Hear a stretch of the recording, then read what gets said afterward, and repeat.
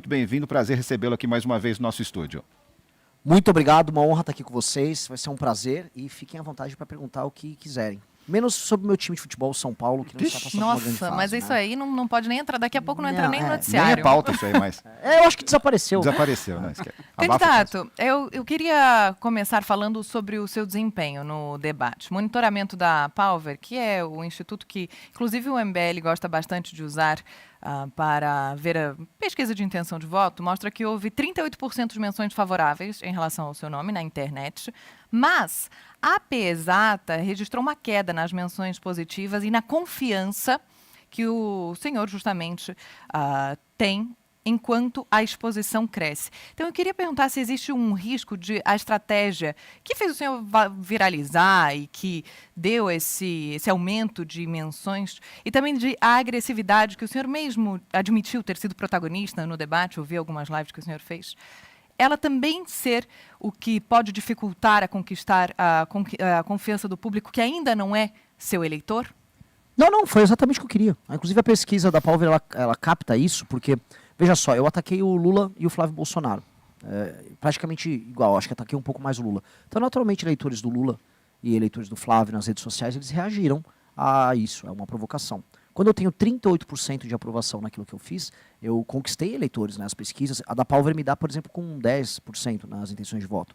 Logo, eu abri um público bem grande nesse processo. Lembrando que para ir para o segundo turno, não tem que ter 50% dos eleitores. Aí eu ganharia no primeiro turno, né? Eu preciso ter mais do que o Flávio. E 38% eu com certeza estaria no segundo turno. Então, eu claramente abri um público completamente novo. Ser rejeitado por eleitores do Lula e os eleitores die hard, os eleitores mais apaixonados do bolsonarismo, estava no nosso plano. Eu acho que eu não estou ali para agradar quem não vai votar em mim.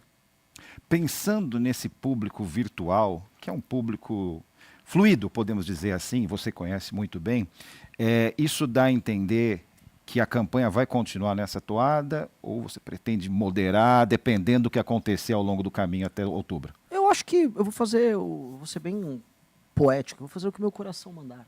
É uma campanha que ela é sobre eu cometer sincericídios o tempo todo, é sobre eu falar o que eu penso, não só o que eu penso, o que o meu grupo pensa. Eu fui questionado no debate sobre fim da escala 6x1. E eu queria mostrar para as pessoas como outras pessoas foram iludidas pela mentira do Lula, de que elas vão poder trabalhar menos e ganhar mais num país em que as Casas Bahia estão fechando, que acho que é um momento muito bom para a gente ilustrar isso. As Casas Bahia, que são um ícone do varejo nacional, estão fechando, os empregos estão desaparecendo e o Lula está prometendo que as pessoas vão trabalhar menos e ganhar mais. Eu queria mostrar para as pessoas isso. Só que qualquer manual de política diz, não faça isso, você está entrando num tema em que você vai ficar impopular. E eu fiz isso, então é muito difícil alguém colocar que minha postura foi, por exemplo, populista, quando se eu fosse populista num tema desses eu teria adotado a postura mais simples de todas, que era falar o que a manada dos candidatos está levando. Olha só, vamos fazer você trabalhar menos, fique tranquilo. Mentira, isso vai fazer as pessoas perderem emprego. Então, eu quis apenas falar o que a gente realmente pensa da melhor maneira possível, entendendo que ali era um espaço em que as pessoas estavam revoltadas porque os candidatos que estão liderando as pesquisas por hora não foram. Então, eu te tenho hoje, eu estou com uma outra energia hoje aqui com vocês. Amanhã tem Jornal Nacional, não sei qual será a energia. Vai depender muito do dia. Às vezes eu comi uma comida apimentada, vou estar meio bravo. Vai do momento. Então, aproveitar que você está com uma boa energia e espero que não me dê uma voadora. Eu te amo, você Pedroso. Inaugurou um modelo jornalístico, tá, no Instagram. Esse cara é um gênio. Deixa eu falar. Voltando para o debate, eu até queria falar um pouco mais de proposta, mas se você abrir os portais de notícias hoje, a questão que mais se fala é a sua fala sobre a Janja e o presidente Lula bêbado, né? Que entre a Janja e ficar bêbado, você acreditava ou acha que o presidente Lula deveria ficar bêbado. E a primeira-dama foi aos sites de notícia ou foi aos portais dizer que a sua fala foi misógina e que você usou uma mulher para atacar o presidente. Eu te pergunto, você continua com essa... Você se arrepende ou você falaria a mesma coisa hoje?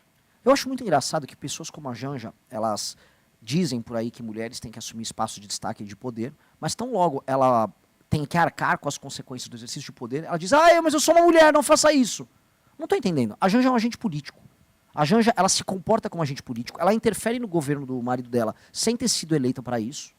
E aí, quando ela vai receber as consequências dos posicionamentos políticos dela, Aí ela não gosta? Quer dizer, é bom ser agente político para pegar o nosso dinheiro e sair viajando por aí, ficar comprando bolsa, andando, desfilando por aí como se fosse uma modelo. Aí, quando é alvo de críticas, ela não gosta? Ora, eu disse de maneira muito clara. O Lula, eu falei 2 vezes dela, o Lula estaria melhor acompanhado conosco no debate do que com ela. Lógico que eu estava provocando ele. Eu estou chegando para o marido dela e avisando, olha, eu estou te afrontando porque você não está aqui no debate conosco. Depois, a provocação do Lula bêbado. Ela devia ficar ofendida de ter chamado o marido dela de ladrão e bêbado, primeiro. Aí depois eu falei, olha, o Lula prefere estar bêbado do que estar com você, porque de maneira clara, o Lula prefere.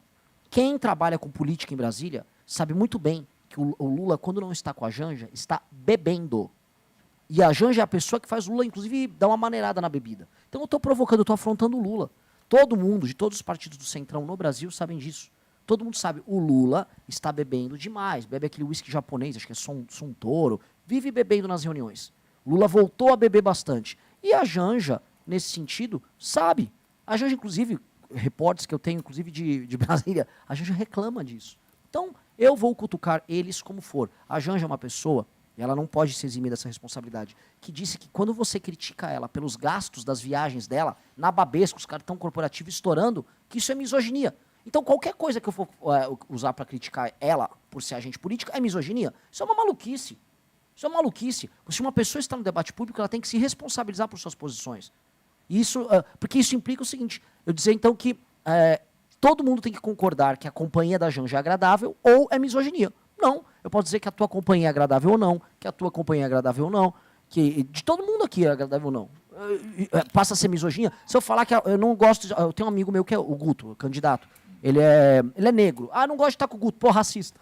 O que é isso, gente? Agora, que de candidato, maluco. essa questão de se responsabilizar, então você se responsabiliza pelo que disse sobre o presidente. Não estou aqui defendendo o presidente ou atacando o presidente, mas sobre essa questão etílica, por exemplo, você óbvio, banca. Total. Total, eu espero que ele vá no próximo debate se defender, falar, não sou bêbado.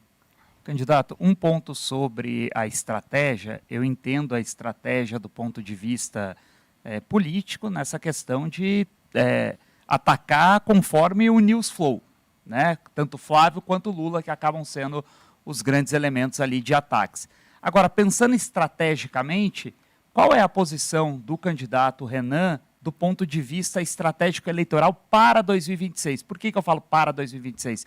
Porque o cenário de 2026 ele não permite muito espaço para os ataques a ambos os lados. E vou explicar o porquê.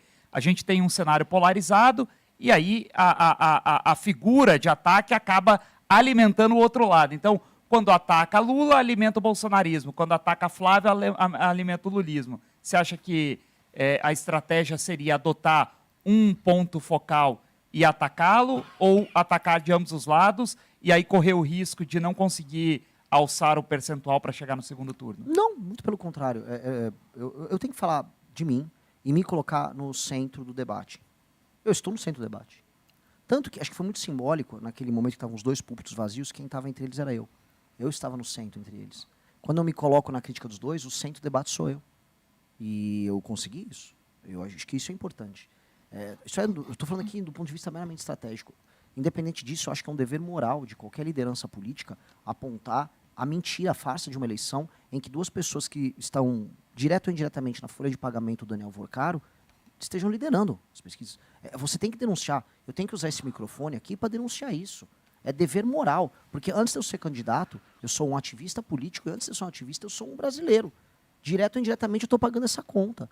A pessoal que está assistindo, a tarifa que você paga no teu banco, no fundo, tem um percentualzinho ali dela que está indo para pagar o Fundo Garantidor de Crédito, o FGC, que os bancos financiam, e o FGC foi usado na casa das dezenas de bilhões de reais para pagar o rombo do Banco Master, num golpe que esses caras deram. Esses caras usaram esse dinheiro roubado para comprar parlamentar, para comprar político, para fazer orgia em Trancoso, e esses políticos participaram disso. Isso é injusto, então é uma questão de dever moral. Certas coisas a gente não precisa se preocupar com estratégia.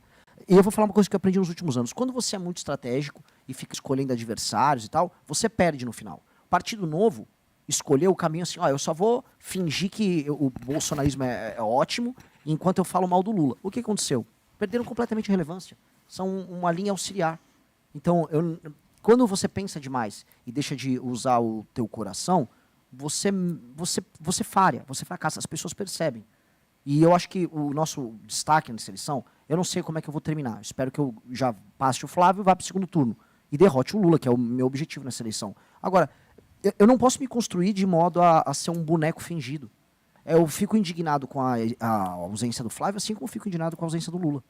Agora, candidato, queria falar sobre as suas propostas. O senhor prometeu um banho de sangue contra integrantes de facções e defende o direito penal do inimigo. Então, se o senhor, por um lado, se diz que não é populista, há populismo nessas propostas que tratam do combate à criminalidade. A gente não está falando sobre aliviar para criminoso, nem minimizar a gravidade das facções. A questão é: quem é que o Estado pode tratar como inimigo? Vai bastar investigação, indiciamento, condenação? Em que momento é que as pessoas perdem as garantias de cidadãos no governo Renan Santos? O Estado já faz isso hoje, de maneira bem tranquila. Quando você tem uma investigação, não estou nem falando agora das facções, e a polícia determina, a Polícia Civil, olha, isso aqui é uma formação de quadrilha, encontramos evidência suficiente para demonstrar que um grupo de pessoas se reuniu ali de modo a cometer crimes em conjunto. Esse inquérito vira uma investigação, isso vira um processo, isso pode acarretar em prisões. Então, diariamente isso está acontecendo ao redor do Brasil. O processo de determinar, através da investigação, que pessoas fazem parte de um determinado grupo criminoso, isso já existe no Brasil há mais de século. É uma coisa sedimentada no direito brasileiro. Então, a Polícia Federal, o Ministério Público, as polícias estaduais, elas podem, ao longo, no decorrer das suas investigações, determinar, olha, há uma facção neste estado aqui, vamos dar no Rio de Janeiro, há o Comando Vermelho. Hoje, quem controla a operação do Comando Vermelho na maior parte das favelas é um sujeito chamado DOCA, ou Urso. Ele tem uma cadeia de comando que opera nessa favela aqui, naquela favela ali. Há uma pessoa que cuida da parte de assaltos, outra pessoa está na distribuição de drogas. Você consegue acarretar, faz quebras de sigilo telemático, quebras de sigilo bancário. Você consegue ver, vamos dizer, as conversas entre eles, como está estabelecida a hierarquia. E com base nisso, olha, essa pessoa pertence a uma facção, logo os direitos dela serão mitigados, logo o Estado tem que ir para cima dela de uma maneira muito enfática. E não é populismo falar que é um banho de sangue que precisa ser feito. Por mais que, lógico, seja um uso, como posso colocar, perspicaz da palavra. Eu realmente, assim, eu vou falar de maneira literal, eu quero fazer um banho de sangue com eles. Eu não vejo nada além de matar um sujeito como o DOCA como necessário. E eu falo isso não porque eu quero ganhar votos. Eu perco alguns votos, algumas pessoas se assustam com o que eu estou falando. É porque você não poderá salvar nem a alma, nem a mente de uma pessoa que já participa, direto ou indiretamente, de dezenas de mortes diárias. O Comando Vermelho, as pessoas às vezes não entendem. O Comando Vermelho é muito pior do que qualquer coisa que passou na história do Brasil. Diariamente, dezenas de pessoas morrem ao redor do Brasil em conflitos tocados pelo Comando Vermelho. São dezenas. Dezenas. Assim, as pessoas não se dão conta. Às vezes a gente fala de um assassinato. Nossa, houve um assassinato. Vamos tratar desse tema. A Janja, uma menina se matou, lamentavelmente, no Instagram. A Janja fez derrubarem uma rede social inteira, o Discord. O Comando Vermelho morre diariamente dezenas de pessoas. Majoritariamente meninos negros. Eles são as maiores vítimas. E aí esse pessoal fica, vidas negras importam. Não importam para eles. Mas então, quando o senhor fala sobre banho de sangue, o senhor está falando sobre lideranças de facções? Lideranças de facções. E o senhor não teme que esse discurso, ele extrapole as facções? A gente teve um caso no Rio de Janeiro, na semana passada, de um rapaz que foi espancado. Ele foi linchado, espancado até a morte com pauladas. A gente vive um momento muito delicado nesse sentido, em que as pessoas podem entender, acreditar que bandido bom é bandido morto. O senhor tem um slogan nesse sentido. Só que quem é bandido? Essa é a pergunta. O DOCA? O senhor está falando do DOCA, da liderança da facção, e isso não pode extrapolar? Eu acho que sim, tem que extrapolar do DOCA até a base da pirâmide da facção dele. Eu acho que tem que... Mas aí o monopólio da violência por parte do Estado. É do Estado. Lógico. Não do cidadão, que Aí pode eu não- achar... mas eu não estou falando isso. Acho que a Joana está levantando esse ponto também, que é um problema do guardinha da esquina, como diria Pedro Aleixo em 1969. Olha, né? quem dera este fosse um problema, né? Porque a gente fica sempre falando assim, a nossa preocupação hoje olha, mas e as consequências? Pode ser que um grupo de jovens da Zona Sul do Rio pegue um pau e mate um cara. Poxa, me preocupa isso. Agora, eu volto a colocar, todos os dias, nesse instante que a gente deu uma entrevista, com certeza morreu uma pessoa num conflito do Comando Vermelho contra a facção. E ninguém tá ligando. A extrapolação já acontece diariamente. Ela já tem gente morrendo diariamente e ninguém liga. As pessoas sabem o nome, o CPF, o RG de quem está morrendo? Ninguém liga. Ninguém quer falar do assunto. As pessoas fingem que não acontece porque são vidas. Eu volto a repetir aqui um tema que a esquerda adora falar. São vidas negras. E como diz a música, a carne negra é a carne mais barata do mercado. Ninguém liga para as pessoas que são vítimas do Comando Vermelho. Este é o drama. Ninguém liga. E essas pessoas já estão morrendo e elas estão sendo alvo de julgamentos do Tribunal do Crime, elas estão sendo alvo da coisa mais banal do mundo. Se você pega um Uber dentro de uma favela no Rio de Janeiro e o Comando Vermelho detecta, ele mata você e mata o motorista do Uber. Se você não morre, se tem a sorte, você vai tomar uma surra de paulada deles. Isso acontece e ninguém está vendo, ninguém está dando a mínima para esse assunto. Então, eu preciso dar a resposta. E as pessoas estão implorando por isso. Sabe quem são as pessoas que mais me pedem? Mulheres humildes, mulheres mais pobres. Elas estão, por favor, faça alguma coisa. Todos os lugares mais pobres do Brasil que eu visitei estão passando por esse problema e todos estão pedindo uma resposta muito dura do governo. Candidato, outro ponto, aproveitando o embalo da questão de segurança pública, em termos de encarceramento, a gente sabe que também no Livro Amarelo traz ali algumas questões relacionadas a isso e até uma referência ali em relação a Bukele, em El Salvador, que é sempre citada e sempre levanta esse tema, mas o plano do senhor efetivamente está relacionado às cadeias, ao encarceramento em massa, trazendo de maneira mais geral aqui, o encarceramento em massa para as cadeias, os famosos cadeiões, ou para os presídios, as penitenciárias? E por que, até para o nosso ouvinte, espectador aqui entender, as cadeias, os cadeiões abrigam, a depender do Estado, de 40% a 60% dos presos do sistema penitenciário, porque são aqueles que estão aguardando o trânsito em julgado. E as penitenciárias servem para cumprimento de pena. E se estivermos falando de penitenciários de cumprimento de pena, aí você tem uma questão que o buraco é muito mais embaixo e mexeria em questões de Constituição, legislação, enfim. Então, esse encarceramento em massa, esse modelo, estaria aplicado às cadeias, que é algo mais, bem entre aspas, mais simplista, ou às penitenciárias? O modelo e a gente tem que incluir ainda as delegacias de polícia que ainda ficam abrigando boa parte dessa população que é presa e, enfim, há uma punição policial, já está com o cara na delegacia. Tem gente que passa meses numa delegacia de polícia. Vamos dizer, de maneira bem clara, nós precisamos fazer uma reforma completa no sistema prisional brasileiro, afastando o comando que o crime organizado tem ali dentro, afastando agentes penitenciários corruptos que permitem que isso aconteça. Existe todo um comércio, um escambo que gira dentro das cadeias. Todo mundo sabe disso, né? O comércio de cigarro como uma moeda interna. Isso tem que ser absolutamente disciplinado. O Estado vai ter que fazer uma reforma profunda de estudo. Você vai precisar construir presídios? Sim. E você vai precisar reformar as cadeias para que elas se pareçam mais como presídios e acabar com a superlotação? Sim. A gente vai precisar fazer de 300 a 500 mil vagas no sistema prisional brasileiro. 300 a 500 mil vagas. A depender da resposta que a gente vai ter e do poder de dissuasão das medidas que a gente vai adotar. Porque o que eu quero dizer é o seguinte, eu vou ter que prender muito mais gente e eu vou aumentar as penas, então elas vão ficar presas por mais tempo, significa que eu vou ter que fazer mais vagas porque vai ter mais gente presa por mais tempo. Logo, isso vai ter um efeito de dissuasão. Pode ser que boa parte da bandidagem simplesmente pare de cometer crimes e aí eu não vou precisar prender tanta gente.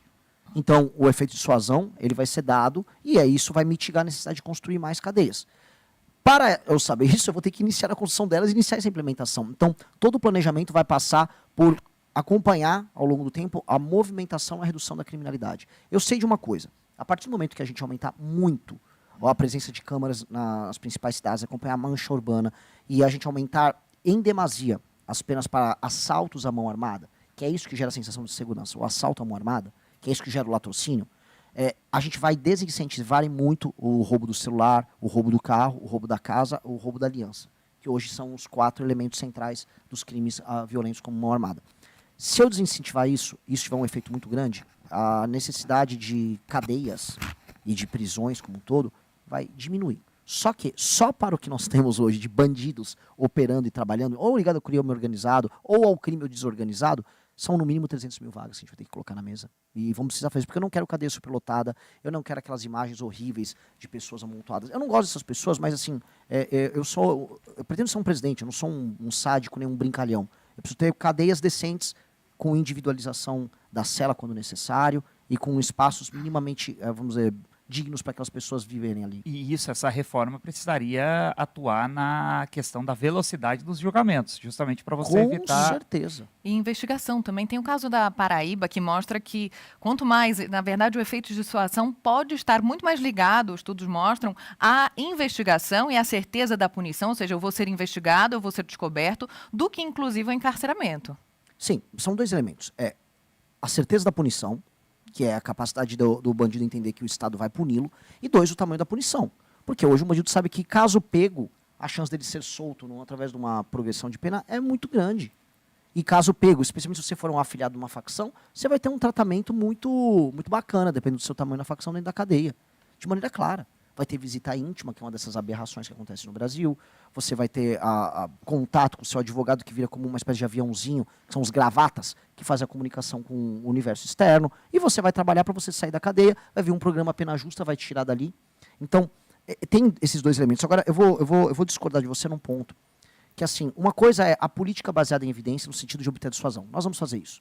Agora, existe uma outra política que não precisaria ser baseada em evidência. O que eu quero dizer é, por mais que seja baseado em evidência, você tem uma punição alta e isso gerar dissuasão também, se não gerasse, eu puniria por muito tempo, porque é uma questão de justiça.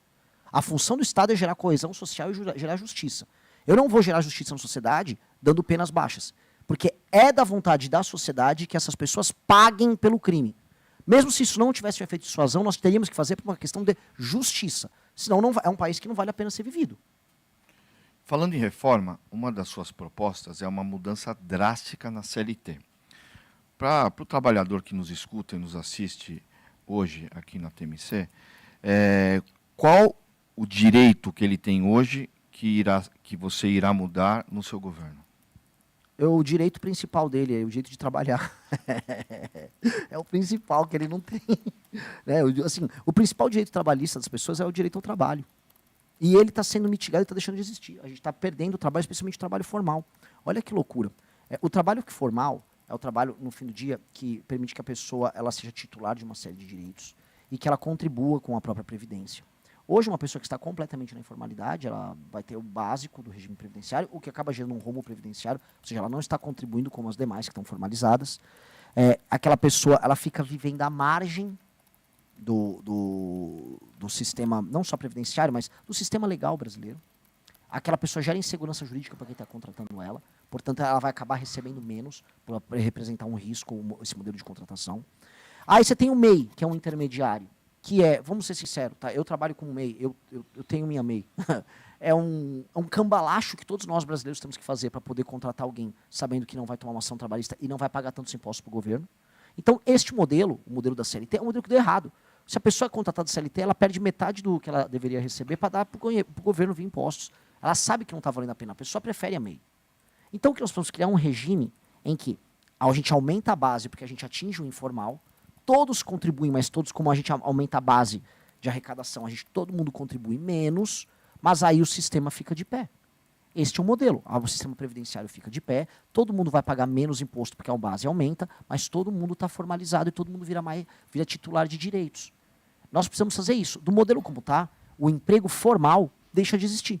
E aí você tem da concorrência com o assistencialismo, que faz com que nos municípios em que vamos dizer, uma população mais humilde, com alta presença do Bolsa Família, o caminho adotado seja um pouquinho de Bolsa Família e um bico. Que é o que os homens nesses interiores fazem. Um pouquinho de Bolsa Família e um bico. O cara vai ficar para sempre pobre. Não vai dar para você fazer bico e ganhar mais de 3 mil reais, 4 mil reais por mês. Então aquela pessoa vai ficar sempre naquela linha da pobreza, sobrevivendo. E é muito humilhante, eu queria comentar isso, para um rapaz ou para uma moça jovem que tem ambição, ela fica ganhando esse valor baixíssimo, um pouquinho de Bolsa Família e um bico, ela vai ter que morar com seus pais, então ela não consegue gerar subjetividade, sabe? Ela não trabalha a subjetividade dela, ela não trabalha a própria independência. Ela mora com os pais, mora com os avós, porque a avó ganha aposentadoria, um tio faz um bico, o irmão tem um emprego na prefeitura, todo mundo vive lá sem a sua individualidade, sem conquistar materialmente o que quer, sem realizar seus sonhos.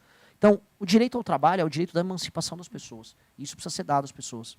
Candidato, queria falar sobre o seu partido e também o MBL. O senhor diz que o Missão, sempre disse, inclusive a gente já teve aqui em entrevistas anteriores, pretende eleger uma bancada relevante no Congresso, que conta com isso para conseguir avançar e alavancar projetos, inclusive, que são inconstitucionais. A gente pode falar melhor sobre isso daqui a pouquinho. Mas o MBL, como berço do partido, tem um histórico de lideranças que chegaram a cargos públicos e depois romperam com o movimento, e muitas delas fazendo críticas à condução do grupo. Então, na época, o MBL não era um partido, agora existe o Partido Missão. Quero entender o que mudou para evitar que esse padrão se repita e se essa sequência de rompimentos não sugere que, quando chega a hora de transformar esse idealismo em atuação política, algo concreto de fato, a realidade do Congresso não acaba impondo limites ao projeto. Inclusive, muitos políticos que migraram para o PL.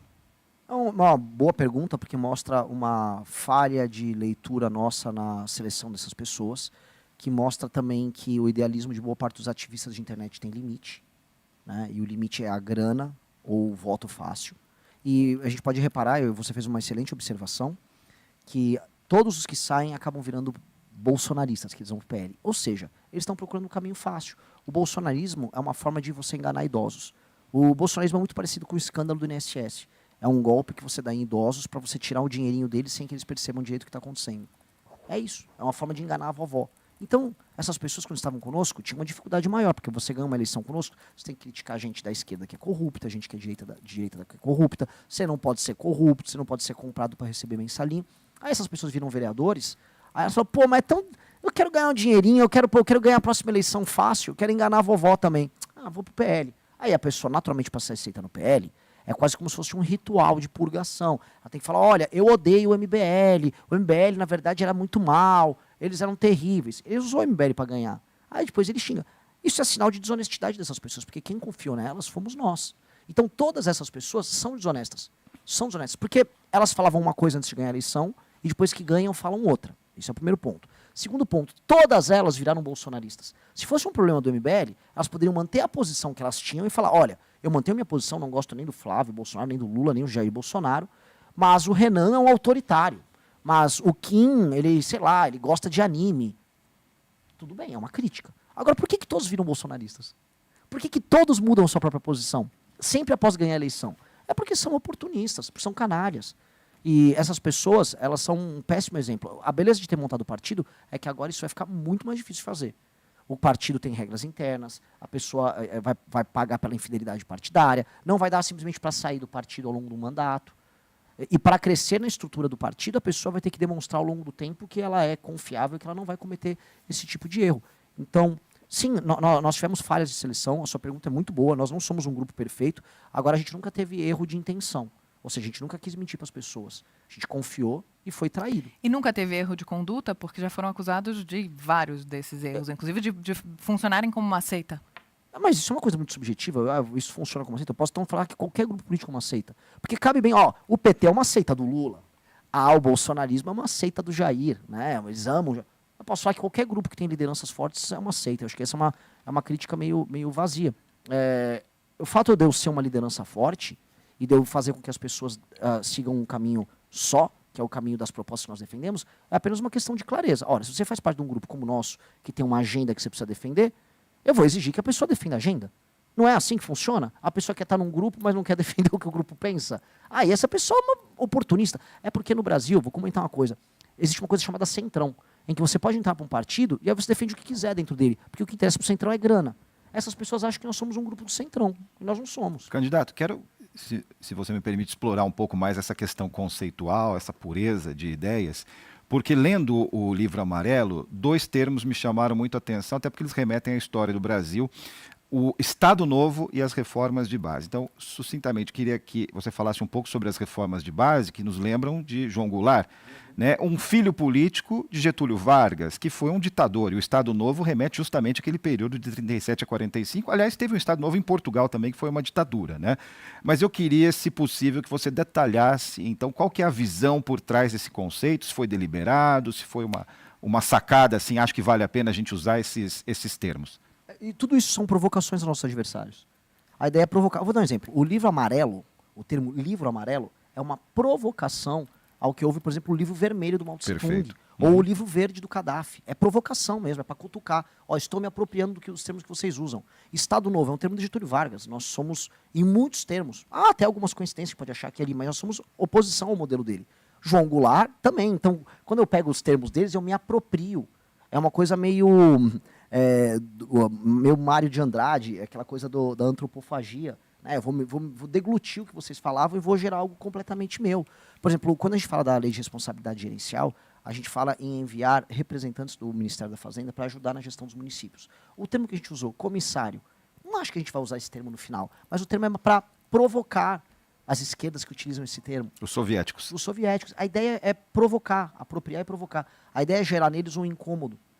Porque esse incômodo faz com que eles entendam que nós chegamos para participar do grande jogo político e para provocar e para se apropriar de coisas que eles consideram quase religiosas. Aí sim eu brinco com o elemento seita deles.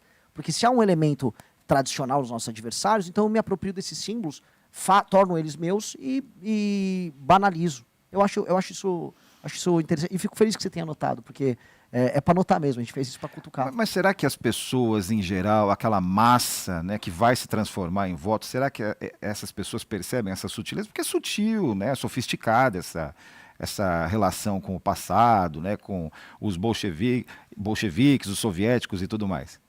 Mas talvez elas não vão perceber, mas aí quem percebe vai entender.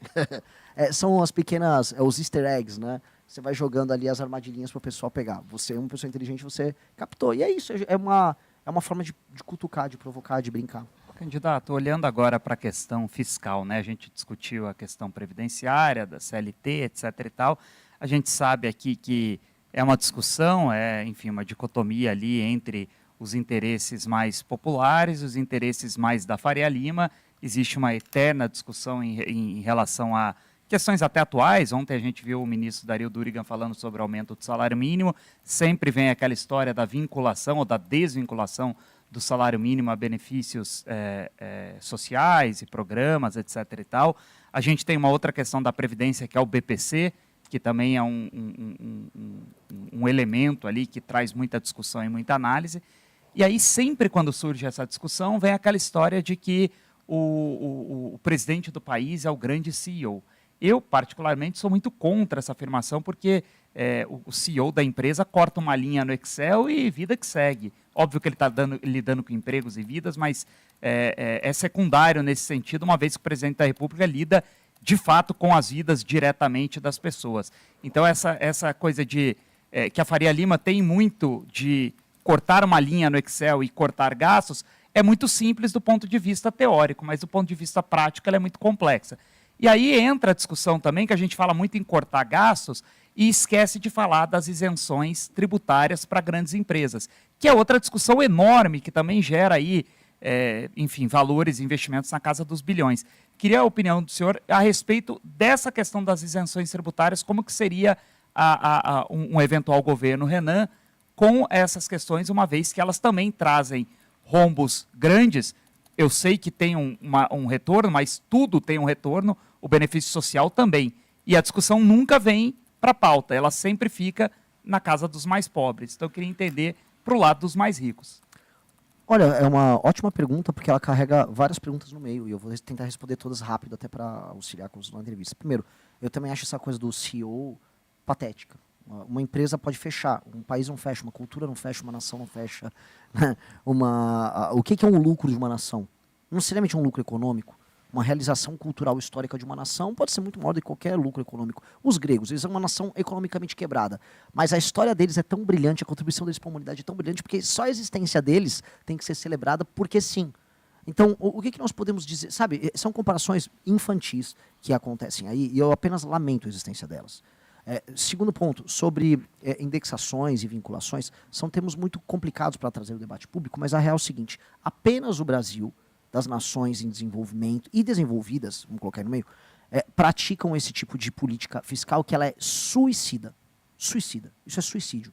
Porque é aquela coisa que você dá com uma mão e tira com a outra. Então, eu vou indexar o aumento do salário mínimo, o aumento da aposentadoria do BPC. Ok, eu estou falando que uma pessoa que está produzindo, o ganho real que ela teve, ela se transforma em ganho real para quem não está produzindo. Isso vai gerar pressão fiscal, que gera pressão inflacionária, que gera aumento de juros, e aí o poder de compra de todos diminui. Então você dá com uma mão e tira com a outra. Isso é ilusão. A gente vai corrigir pela inflação, ninguém vai perder um centavo que está ganhando. E se você está num momento de crescimento econômico, a nação está crescendo bastante. Aí o presidente vou dar um ganho real. Eu vou e dou um ganho real. Aumentei agora ainda mais a aposentadoria para cima da inflação, a corrigir ainda mais o BPC acima da inflação, por uma liberalidade do presidente da República que percebe que aquele país está num momento melhor. Ponto. Da maneira como está, crescendo ou não crescendo, o gasto vai explodir. Aí vai acontecer o seguinte: não vai ter aposentadoria para ninguém. Aí ninguém vai ter como pagar a aposentadoria. Então, é loucura. O presidente ele tem que ser responsável. E falando das renúncias fiscais. Primeira coisa, a reforma tributária, ela vai pegar já passou. A maior parte dessas renúncias vão desaparecer. Tinha no Zona Franca de Manaus e alguns pequenos casos específicos. Esses pequenos casos específicos vão precisar ser alterados também. E mais, eu já quero antecipar os efeitos. Eu preciso mexer em muitas renúncias fiscais. Tem muita renúncia fiscal nas casas de dezenas e centenas de bilhão. Só que, agora para ser claro, a maior parte das renúncias fiscais, hoje no Brasil, estão vinculadas ao Simples e ao MEI. E ninguém está falando hoje em mexer no Simples e MEI. E eu acho suicídio para o Brasil hoje mexer no Simples e no MEI, porque a economia brasileira, a pequena economia brasileira, está baseada nisso. A gente vai ter que criar um sistema de trabalho que permita que haja arrecadação com baixíssimos impostos para as pessoas e aumento da base. Mas quando a gente fala em renúncia fiscal, que o Brasil entenda, a pessoa fala, tem 900 bilhões de renúncia fiscal. Calma, é simples e meio. O político vai mexer nisso? A gente vai quebrar o Brasil, que ainda está formalizado. Só para a galera entender. Existe aí espaço, por exemplo, só a Ronda na Zona Franca de Manaus representa 16 bilhões de renúncia fiscal por ano. É muito. Vai ter que mexer na Zona Franca. Mas boa parte dessas renúncias são simplesmente que é gente pobre e pequena empresa. Eu não vou quebrar esses caras. Renan, sobre as propostas que são inconstitucionais, eu vi um vídeo seu, acho que ontem ou anteontem, o senhor postou dizendo que estava estudando a constitucionalidade de algumas das propostas para ter na ponta da língua, enfim. Tem muitas que os jornalistas costumam perguntar, eu já tive a oportunidade de perguntar, como é que o senhor vai fazer para avançar com propostas? Por exemplo, a prisão perpétua, a pena de morte, direito penal do inimigo, a gente já falou sobre isso, restrição de garantias processuais, tem uma lista grande. Já entendi que o senhor disse que vai mudar, vai fazer, vai articular. Agora, a minha pergunta é, onde está o limite do poder de um presidente, Renan Santos? Vou começar, assim, o fim da escala 6x1 é constitucional? Então, é uma PEC. É uma PEC. Então, tudo que for PEC, eu vou passar como PEC, porque todos esses temas que estão... Que Mas sem apoio? PEC, eu vou ter que construir apoio, como todo presidente constrói. E para todas essas propostas? Não todas precisam ser PEC, muitas precisam ser PEC. O que não for PEC é PL, o projeto de lei complementar, você necessita de uma maioria menos expressiva, e o que for cláusula pétrea eu não posso alterar. Eu teria que ter uma constituinte. O meu governo vai fazer de pronto uma constituinte? Não. O meu governo tem que responder os problemas brasileiros de pronto. Eu tenho que enfrentar a questão fiscal, eu tenho que enfrentar a questão econômica e eu tenho que enfrentar o crime organizado. São as primeiras coisas que um governo novo tem que fazer. Renan quer uma constituinte? Calma. O Renan tem que provar o valor dele como presidente. Eu só posso propor uma constituinte para alterar a cláusula pétrea se eu tiver um governo que resolve as questões econômicas, federativas e de segurança. Se eu resolver essas questões, eu terei legitimidade para propor algo mais profundo. Então é algo a médio e longo prazo. Com certeza. Mas de início eu tenho que responder com a institucionalidade brasileira, e dá para responder com a institucionalidade brasileira, os problemas que o Brasil tem hoje. E se precisar alterar a Constituição via PEC, eu altero. Não há problema nenhum em fazer isso. Renan, muitos dos senadores, ou candidatos a senadores pelo Brasil, a principal bandeira é o impeachment dos ministros do Supremo, principalmente do Alexandre de Moraes. Qual vai ser a relação do presidente Renan com o Supremo e se você, de alguma forma, vai apoiar essa história de impeachment dos ministros? Nós temos que ser, vou usar o termo aqui, sagazes nesse jogo. Falar que eu vou chegar como presidente da República e no meu primeiro dia eu vou sair e fazer o impeachment do ministro Supremo é mostrar que eu sou bobo. É bobo. Não que eu não queira, e não que eu não ache que os envolvidos no escândalo do Banco Master não tenham que ser apenas afastados, mas presos também. E não que eu não vá colocar um procurador-geral da República independente para, durante o processo de investigação, apresentar uma denúncia e que eu não vou apoiar a bancada do Senado, nossa, para apresentar um pedido de impeachment. Faremos isso. Só que não serei eu um presidente que vai ficar arrumando briga à toa. Por quê? Porque no dia... duas coisas. Por que é ser sagaz? Eu vou nomear 4 ministros do STF. O próximo presidente vai nomear. Logo, com 4 ministros do STF, mais no mínimo 2 ou 3 que são decentes, que ainda estarão lá na corte, você estabelece uma maioria na corte republicana para que a corte possa alterar essa dinâmica horrorosa que ela adotou. Então, calma, se a gente colocar um presidente sério lá, e eu sou o mais sério dentre todos eles, eu vou colocar os nomes, a gente terá a maioria e a questão do STF ela será resolvida. E mais, os próprios ministros do STF sabem disso. Por saberem disso, eles sabem que terão que se adaptar a uma nova circunstância. Segunda coisa, eu preciso, logo no início do meu mandato, fazer um enfrentamento muito claro à questão do crime organizado e à questão da destruição fiscal que foi herdada será herdada pelo meu governo pelo Lula. Logo, eu precisarei de um STF que não me encha o saco. E eu não quero arrumar briga com o STF de pronto. Eu preciso resolver esses problemas, porque são problemas que envolvem o emprego, a comida na mesa e a existência física de milhões de brasileiros. Eu tenho que botar quais são minhas prioridades de início. Eu não quero uma crise institucional. O que eu aviso, que até teve uma discussão minha lá na Globo News, se eu não quero uma crise institucional, porque eu sou um institucionalista acima de tudo, nações com instituições fortes, elas prosperam, eu também não vou aceitar que eles rompam linhas institucionais para me tratar como um boneco. Isso eu não vou aceitar.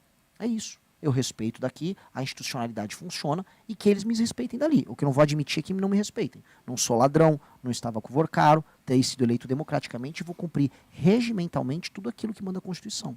Agora, candidato, a gente tem 1 minuto, não podemos extrapolar o tempo, mas para amarrar essa entrevista, eu queria falar com o senhor sobre performance, porque o senhor disse aqui na chegada que o senhor muito provavelmente estaria com um apetite para a entrevista, para a sabatina diferente de outros dias. Há outros assuntos que eu gostaria de tratar com o senhor, mas eu acredito que todos eles passam por esse mesmo assunto, que é performance. O senhor, em alguns vídeos, já falou que acredita que feminicídio não existe. O senhor colocou colete à prova de balas e foi tirar uma barricada que depois a Secretaria de Segurança do Estado da Paraíba falou que não era uma barricada, era entulho. Eu queria entender, para o seu eleitor, e para quem está acompanhando essa entrevista, quanto de performance existe no candidato Renan Santos que pode ser diferente no momento em que se tornar presidente. Então, a gente pode ter conversa que é muito apimentada nas redes sociais e depois uma atuação que é menos polarizada? Não, porque não é performance. Eu posso responder objetivamente a todos os pontos que você colocou. Por exemplo, eu estar com colete à prova de balas. Eu não gosto de usar colete à prova de balas.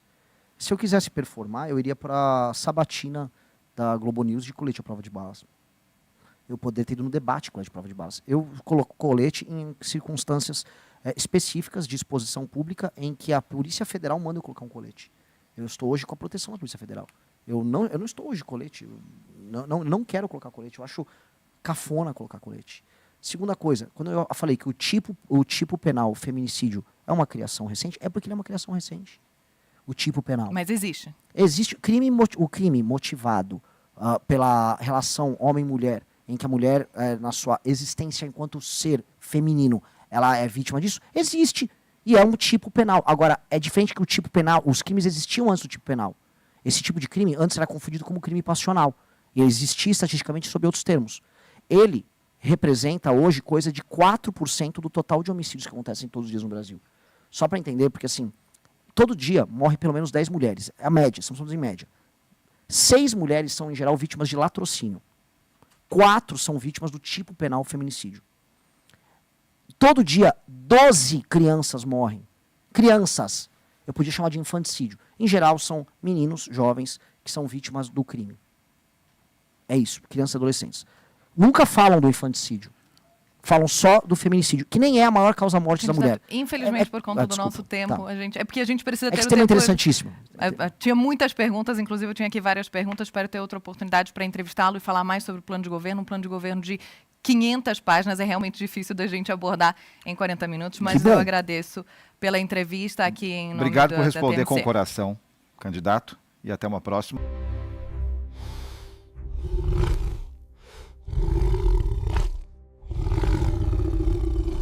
Ajude o canal a crescer e se inscreva.